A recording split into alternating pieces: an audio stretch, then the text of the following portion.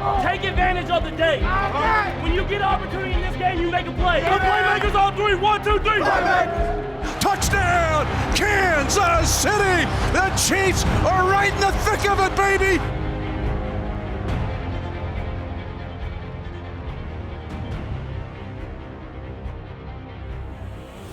It's training camp version of Defending the Kingdom, and we are right in the middle of it, and the throttle is wide open. Hi, everybody. I'm Mitch Holthus, the voice of the Chiefs, along with the man that we call the Shop, the Barber Shop, the Spider-Man, 10-year National Football League veteran, community leader, great ambassador, Chiefs ambassador, Shawn Barber. And Shawn, I'm liking those headphones because I'm also liking mine. We need to mention that our Defending the Kingdom podcast brought to you by Bose headphones. These 700s, that's a whole, I don't know if NASA made these or not, but it feels like we're on some space station. These are so good. You and I have been working at home over the last 5 months, and this is just right, whether it's work or not work. Yeah, work or play, these are the ways, these headphones are the way to go. The noise cancellation is unique. It's exquisite. These are actually the best headphones I've used in the business right now. And when you talk about being able to cancel out all the side noise, all the distractions, that's something we're going to talk about. So that's a little foreshadowing to where we're going on this Defending the Kingdom podcast. But that's what great minds do. They learn how to tune out all the distractions and let's focus on the business at hand, and that's running it back, going back to back. These Bose 700s, by the way, you got one more week. If you're listening to this, one more week, the 23rd of August, you can get $60 off the original price of these Bose 700s that feature, as Shop told you, 11 levels of noise cancellation. All right, we get asked a lot of questions. We got people listening to these podcasts all around the world. I got a lot of South Dakota folks that are somehow checking in with us, but I got to ask you, Shop, because we get asked a question, you and both of us, can the Chiefs do it again? Can they indeed run it back? Oh, they can talk about it, but can they be the first team since, I don't know, you were playing for the Kansas City Chiefs back in 03 and 04 to do it back-to-back like the New England Patriots, and that becomes the prevailing question for this team every single day. Man, easier said than done. And obviously, if you're a betting man, you're going to bet with history. Odds say most teams cannot run it back-to-back. And that's because things get, the free agency. Everybody wants to pull your team apart. Everybody wants somebody off your coaching staff. And those are the two things in the offseason that the Chiefs have done a great job at. Creating a consistent level in the coaching ranks, but also on the field. Having 20 of 22 starters being back. And that was even before the COVID opt-out period. We had 20 of 22 starters back. And even with a few guys opting out, it still leaves us at 18 of 22 starters prepared week one against those Houston Texans to come off of a playoff run championship team. So it's very hard to do, but if somebody can do it in the last 2 decades, I think it's this Kansas City Chiefs team. I'm with you. We're going to get in it in a second, but let's just give this historical perspective. Since the salary cap era, which would be 1994 to the current time, only 2 teams have done it. Denver did it, 97-98 with Mike Shanahan, and the aforementioned Patriots in 04 and 05. But as you go back in the 54 Super Bowl year history, only 8 teams have done it back-to-back. Only 6 head coaches have done it. Chuck Noll did it twice with the Steel Curtain. And it's interesting. I want to, before we dive into the Chiefs here a little bit, 2 coaches are trying to do something that's never been done. And it's John Gruden and it's Mike McCarthy with the Raiders and the Cowboys, respectively. No coach has ever won a Super Bowl with another team. All these guys that won it were with their teams and won it again with that same team. Nobody's ever done it. So the question always was, or the thought I always had, is you don't go get the Super Bowl coach that's won it. You go get the guy that almost won it, which is Andy Reid. But why do you think it's so hard? Nobody's ever in the NFL history has gone to be a Super Bowl champion coach at 2 different franchises. We talk about the amount of time, sacrifice, everything that goes into building the momentum and the amount of hunger you need as a player and a coach to be able to invest that amount of time in one goal for an entire organization. And sometimes when you do that, it's almost impossible to think that somebody has enough creative ideas, motivational tools, the coaching and teaching, and then what people don't want to admit, the luck. Sometimes it's just the luck of the draw. Sometimes it's just your year. But to create all of that in two different organizations, it takes almost a lifetime to think that somebody is going to have that kind of chance. And so hopefully we keep Andy Reid off that list, because he's already won one here in Kansas City, and there's no need for him to ever leave Kansas City and win one with any other organization. But we talked about those other two coaches. Can McCarthy do it with the Cowboys, and can Gruden do it with the Raiders? I doubt either one of those coaches, even though they are both really good coaches, have enough to create that type of championship atmosphere again with a new organization. Again, historically, let's put this in perspective. If the Chiefs pull this off and can win Super Bowl 55 in Tampa, it has not been done since Uncle Rico was throwing stuff at Napoleon Dynamite. Vote for Pedro, Shop. Vote for Pedro. Yeah, and you got my vote. Vote for Pedro. Make sure you vote, but vote for Pedro. And you had an interception against Denver that year on September the 12th, 2004, sack against Houston. Then you hurt your knee in the same game that Priest Holmes hurt his knee in, if I'm not mistaken, at Tampa Bay. Am I wrong? No, that's right. And we blame it all on T. Rich, right? T. Rich, I think he missed the block that ended up getting a Priest hurt, and then he ended up shoving me late that caused my knee to shift. So, and he thinks I'm the one that dislocated or caused him to have an AC joint displacement. So, back in those days, man, we didn't hold any blows. Everybody was throwing haymakers every play. So you had to become ready, knowing that could be your last play. And for that season, that was my last play. Okay, that being said, it just gives everyone in the Chiefs Kingdom and the NFL an idea of how long it has been since a team has won back-to-back Super Bowl championships. Talked with Andy Reid, and he's been asked this same question. Now, keep in mind, Shop, he's got perspective, because he talks about him going back-to-back. He did it with Mike Holmgren in Green Bay. He didn't win it, but he got close, because he won it in '96 with Favre. Then he went back, and the Broncos beat him. The Whirlybird play by Elway in '97. So Andy Reid's got perspective with this. He has gone those two long climbs up the mountain to get there twice, just hadn't won it back-to-back. Yeah, and what he'll probably say if he's telling you about his experience in the league, most of those seasons, you don't even know if you are the number one as far as the best team in the league for that entire season.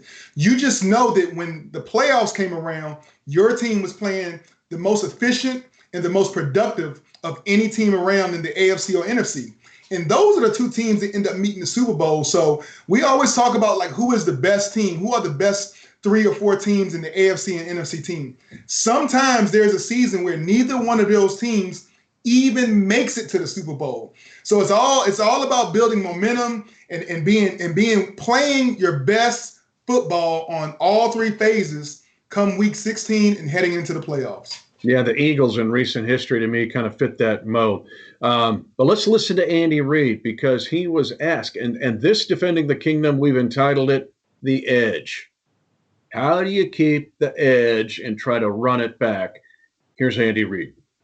Yeah, well, it's important to be able to do that for sure. The edge, to stay humble and keep working hard, I think are important also. I was lucky enough to be on a team that went to back-to-back Super Bowls. We won the first one, lost the second one. And then I had a chance to be lucky enough to be on teams that went to quite a few championships and a few in a row. So there's a tremendous amount of urgency that goes into that, and attention to detail. You hear coaches say this, but it's real if you want to if you want to play at that level. And there are a bunch of different things, obstacles that you have to go through during a season. I think it's no more evident than the one we just had. And so you've got to have the right mindset, and you literally have to take today and work on it to try to get myself better, and do it each play, and then do it tomorrow. And then you keep building that until you have opportunities to play games. And when you get into games, whether you win or lose, you've got to make sure that you learn and continue to grow from those games. And then on top of that, every once in a while, you need to catch a break here or there. That ball's not round; it bounces funny, and you hope it bounces your way, and you get a couple breaks in there. But the attention to detail becomes a huge thing for you, and be willing to work. So Andy lays it out there. Big Red lays it out there, and he burns to win another one. again. So there's no complacency with him. And I'm going to take these point by point, because if we look back and just dig down into those comments, and the first one was to stay humble. Now, Shop, we've seen this around the league. A team will win it. A lot of things get in the way. Guys, everybody wants to make money, but you get paid and I don't get paid. Now all of a sudden that kind of messes us up. Or I think I'm the greatest thing since sliced bread. Now I got to ask you, when did you have the hardest time being humble in the NFL? Was it your 80-yard pick six at Dallas in 2002? Or was it in 2003 when you had 2 sacks and a forced fumble against Oakland in Oakland? Oh man, that pick six bring back fond memories of when I used to run 4.5 40s. And I got to admit, even at 45-year-old, I'm sub 4.5, so I haven't lost much speed.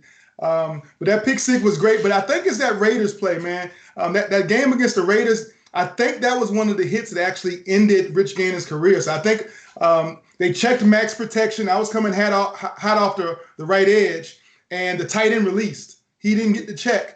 And Gannon was looking to the left. I caught him right under that AC joint, put him into the ground. And I think that was actually the last pass attempted by Rich Gannon in his career. Wow. But you have to stay humble. Now, so you're still 4.5, but it's because you're 45 years old. It's not you're running a 4.5, right? Okay, good. I want to get that clear, because you kind of made that go fast. But the point here is keeping the edge is keeping that humility. I even mentioned at the stage when we closed it at the end of the Super Bowl celebration on February the 5th, as we shut everything down and said, hey, we did this. I said, Chiefs Kingdom, stay hungry, stay humble, and let's do this again. But in the National Football League, what I've learned, you were around Darrell Green. I mean, some of the greatest players in this league that lasted the longest were some of the most humble players in this league. How do you do it? Well, you can't cheat the system. You understand? And we've heard Coach Spagnuolo talk about the defense, how we build from the foundation, how we go back to the bread and butter, the alignment, the assignment, and he breaks it down every training camp the same way, because he wants guys to build on something. Each year, you got to look at your personnel and be moving toward a common goal. As an athlete, if you enter training camp and you came off of a Pro Bowl season, an all-pro season, a championship season, and you think you're going to start in September where you left off in February, you're fooling yourself. Because not only do you have to work on yourself getting better, being able to hone in on your own abilities and skills, shedding blocks better, high pointing the ball if you're a wide receiver, following through, getting the right footwork and follow through as you're a quarterback. And all of those things are the most tiniest of nuances that lead to being a successful play by play, a successful drive by drive, and then a successful game by game. And that leads up to a culmination of a season. If you're not willing to break it down on that level and be your own worst critic, to break down your skill levels and understand what you got to become stronger at as far as physically, mentally, and even spiritually, when it comes to making it through training camp and getting prepared for this 2020 season, it's a whole new list of opponents. They have a whole another their capabilities, strengths and weaknesses are totally different than what we faced last year. You have to accept that. And if you can accept that, you'll go about training camp every practice trying to get a little bit better. And I think that's what Andy Reid wants from the team. Everybody's striving to be a little bit better each day. And everybody, I mean, there's a difference here between confidence and, well, you want to be confident on the field. You want to have an air of confidence. But I see a lot of guys that have an insecure confidence. Like I call it the jellyfish syndrome. They're throwing out ink blocks, right? I saw Will Shields earlier today. It was interesting because Will Shields was a guy that was the best right guard ever to play the game.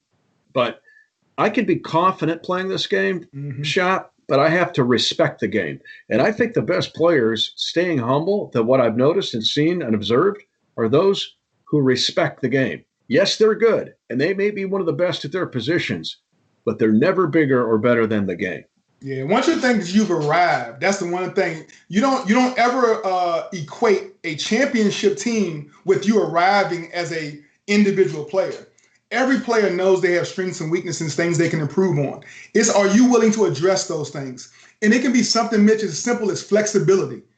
guys that are injury prone, you have to become more and more flexible every year, because as you get older, your muscles become shorter and tighter. So if you're not constantly working on your flexibility to prevent long-term injury, to prevent a sprained ankle, instead of it being a one practice, it keeps you out an entire week. Those are the type of things that I think when you talk about staying hungry, attention to detail, all the little things that matter, those are some of the most important things that we have to make sure that our entire fan base, our entire team, all phases are consistently pushing themselves for greatness on and off the field when it comes to flexibility, strength, knowing proper alignment, assignment, because effort, those things are non-negotiable. Hard work and effort are the two things that any coach would say are non-negotiable. Well, that just leads into his second point. You've already kind of touched on this. And a reminder, we're brought to you by Bose and the Defending the Kingdom and these Bose 700 headphones that we're wearing that are the stuff. But the fact that now that the Chiefs, as people hearing this, are in the throes of training camp. Okay, it's COVID training camp. It's different. But 6 days in a row, 5 of those in pads, and they got to get ready. There's a sense of urgency that Coach talked about, not just for this season, but you mentioned working hard, the attention to detail. Last year's team faced the challenge of being so close in 18, but they had an unusual attention to detail and focus that lasted from really March and April all the way through the season.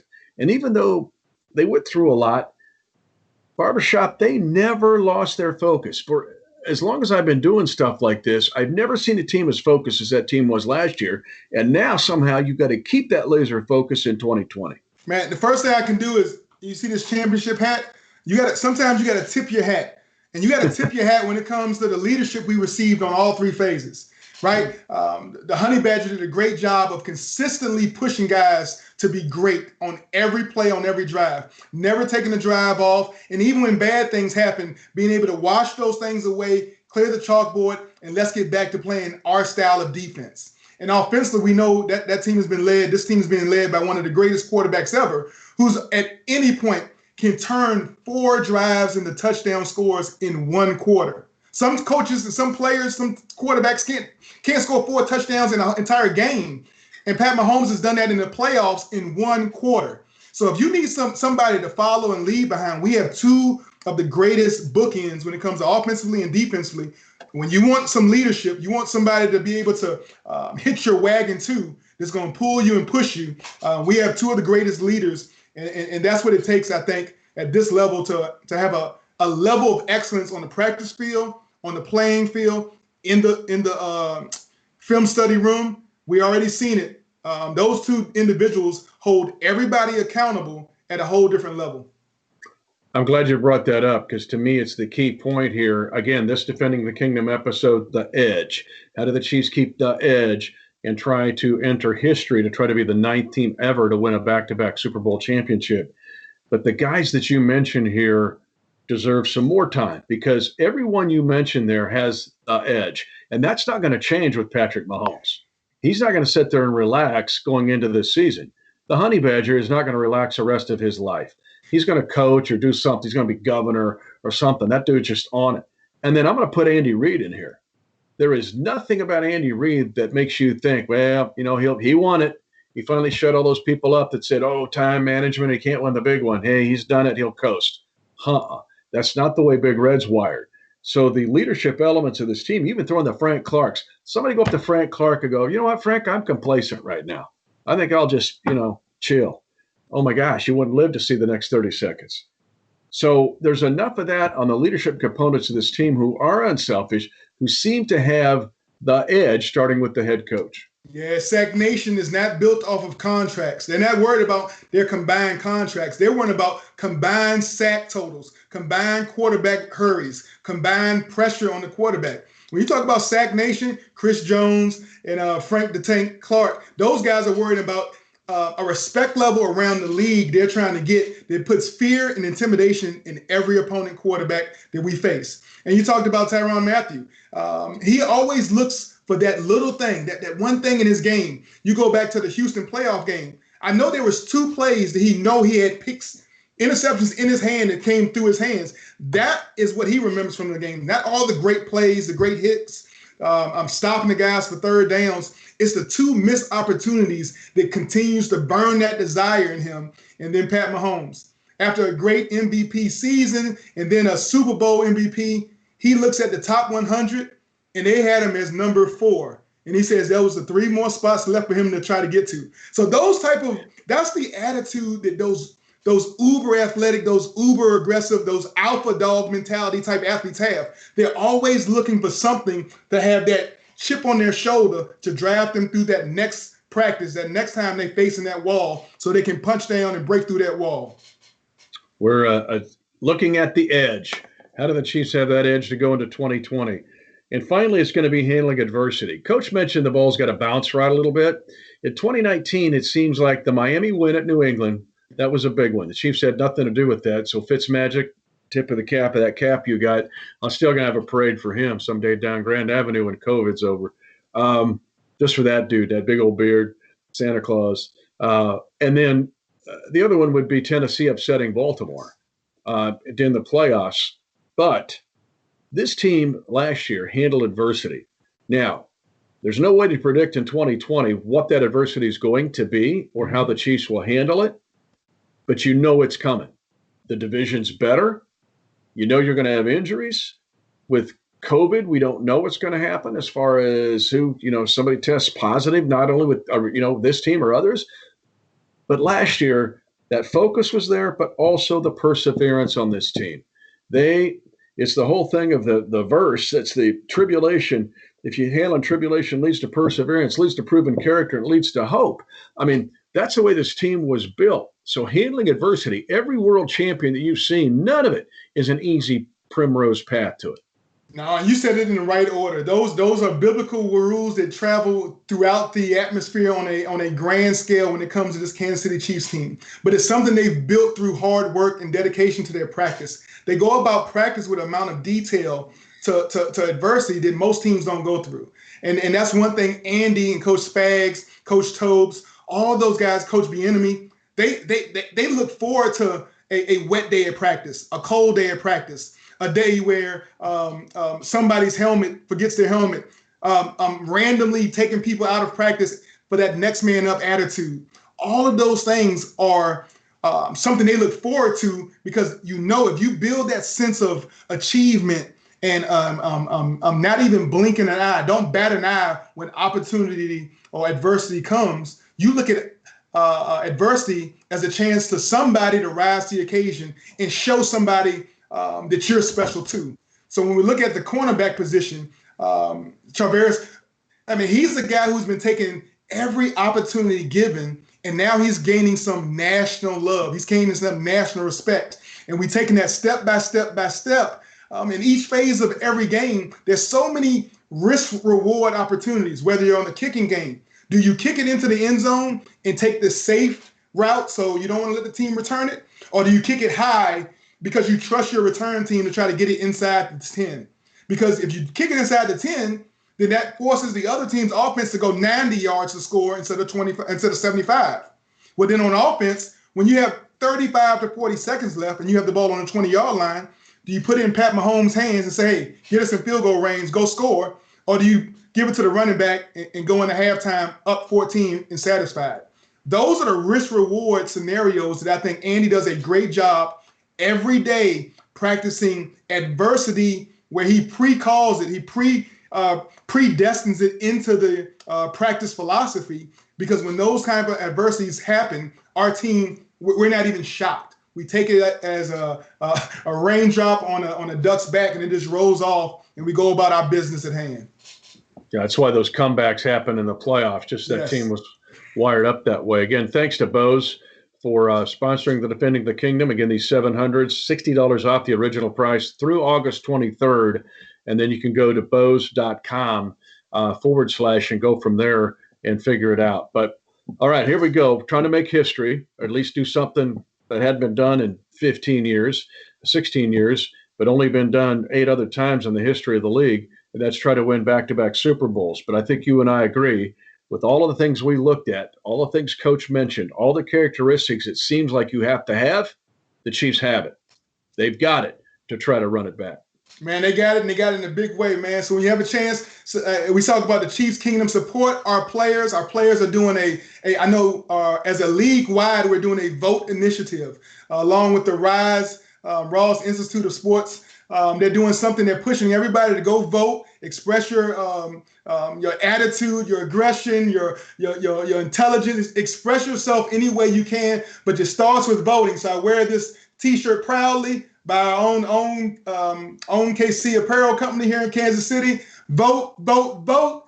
And then when you have a chance, cheer on your Kansas City Chiefs as we go back-to-back, as we try to run it back. Let's go, baby. All right, Shop, try to make history. Here we go, ladies and gentlemen. Mitch Holthus and Shawn Barber, Chiefs Kingdom. It is time to run it back.